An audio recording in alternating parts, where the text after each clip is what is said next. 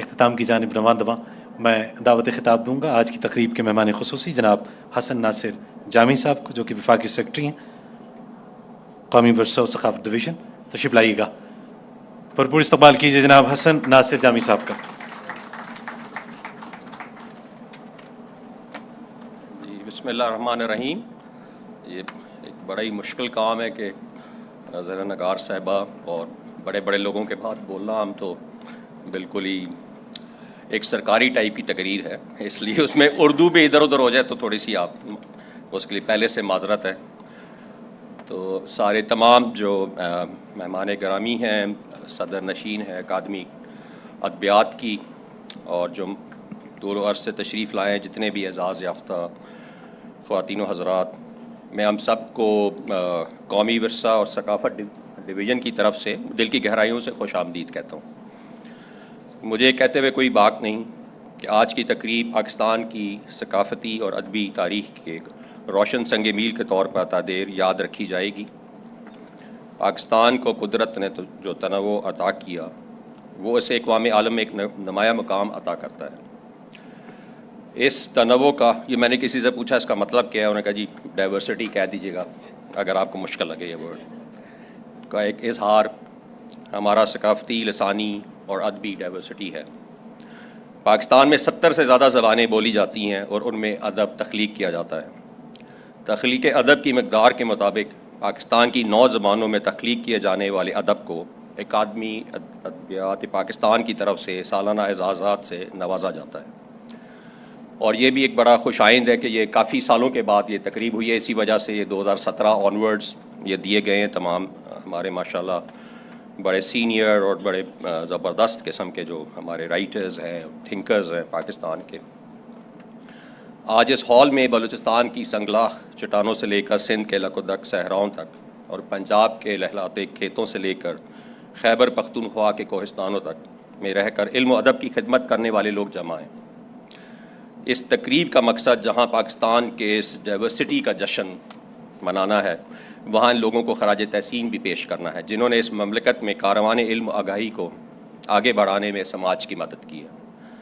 ہمارے درمیان پاکستان کے نمایاں ترین ادبی ایوارڈ کمال فن ایوارڈ کے حقدار ہیں، جن کو ماشاءاللہ یہ ایوارڈ ملے ہیں، ان کی زندگی بھر کی علمی اور ادبی خدمات کے اعتراف کے طور پہ پیش کیے گئے ہیں.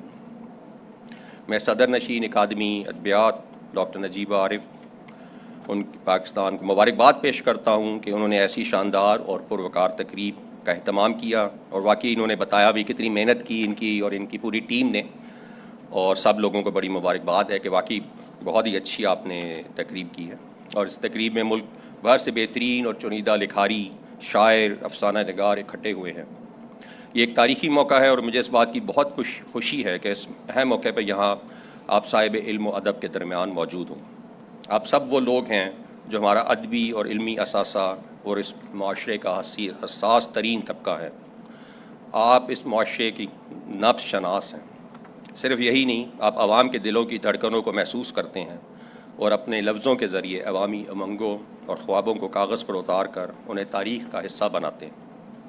یہ حقیقت ہے کہ وہ قومیں جنہوں نے اپنے لکھنے والوں اور ادب کے ساتھ اپنے تعلق کو جنہوں نے مضبوط نہیں کیا، ان کے فروغ اور ترویج کی کاوشوں سے اجتناب برتا، وہ ترقی کے زینے پر بہت آگے تک سفر نہیں کر سکے. بڑی اور مہذب قوموں کا شیوا رہا ہے کہ وہ اپنے اہل قلم کی عزت افزائی میں کوئی کسر اٹھا نہیں رکھتی ہیں. میں سمجھتا ہوں کہ اکادمی ادبیات پاکستان کی طرف سے منعقد کی گئی آج کی تقریب ایسی ہی ایک کوشش ہے جو ایون حکومت کے جو ڈیفرنٹ گورنمنٹس ہوتے ہیں ان کے منشور کے ایک اہم جز کی تعمیل بھی کرتی ہے، اور جس کے یقیناً دیر پا اور دورس اثرات مرتب ہوتے ہیں. آج ملک جن مالی اور دیگر نامساعد حالات سے دوچار ہے، ہمیں ایسے اہل قلم اور ادب کی ضرورت پہلے سے کہیں زیادہ ہے جو معاشرے میں اعلیٰ اقدار، امن، معاشرتی اور جمہوری روایات کے فروغ کے لیے حکومت کے شانہ بشانہ کام کریں، لوگوں میں تحمل، بردباری اور برداشت کی خوبیوں کو تقویت دیں، معاشرے میں سوچ کے سانچوں میں تبدیلی لائیں اور اس معاشرے کو خوشحالی کا گہوارہ بنانے کی خواب کو تعبیر دینے میں سب کا ساتھ دیں. اور یہ ظاہر ہے یہ آج کی تقریب اسی بات کی ایک طرح سے ہے کہ جیسے آپ آج مملکت عزیز کے مختلف حصوں سے مختلف زبانیں بولنے والے اہل قلم ایک چھت تلے جمع ہوئے ہیں.